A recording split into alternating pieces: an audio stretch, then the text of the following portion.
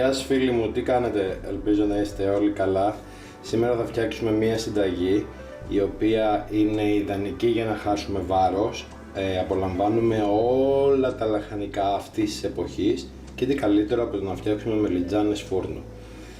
Εδώ βλέπετε τη μελιτζάνα μας, την έχουμε πλύνει και θα αφαιρέσουμε. Θα σας δείξω τώρα τι πρέπει να κάνουμε για το κάθε μας υλικό, ώστε μετά να τα εγκαταστήσουμε μέσα στο πυρέξ μας και να τα βάλουμε στο φούρνο για ψήσιμο.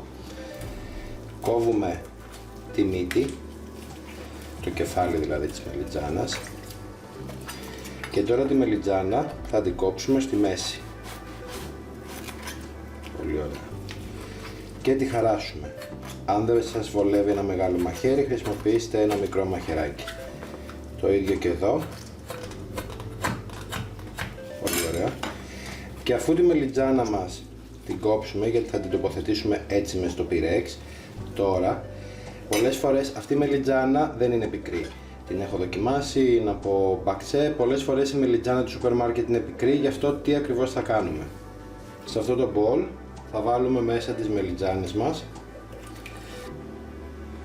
και θα ρίξουμε αλάτι.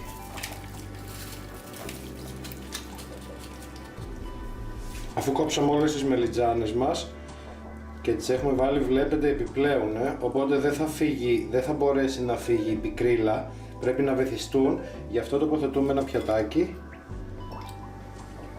τέλεια, και τις αφήνουμε για μισή ώρα. Για τις πιπεριές τώρα, κόβουμε το κεφάλι, αφαιρούμε από μέσα τα σπόρια και κόβουμε ροδέλα. Μία ροδελίτσα, αυτή τη ροδελίτσα, σε αυτό το πάχος.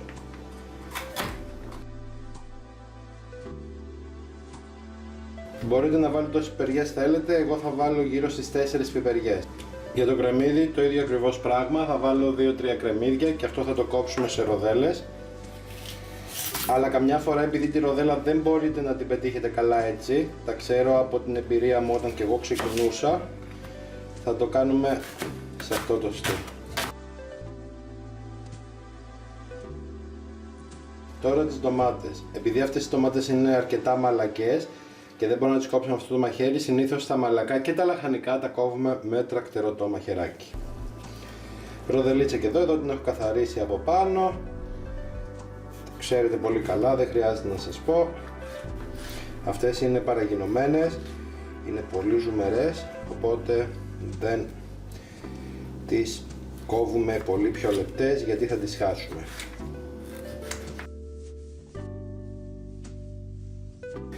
Τώρα πάμε στο τελικό στάδιο που είναι το σκορδόλαδο. Το σκορδόλαδο το φτιάξουμε 3 σκελίδες σκόρδο. Ρίχνουμε μπόλικο λαδάκι γύρω στα 150 ml, χοντρό αλάτι,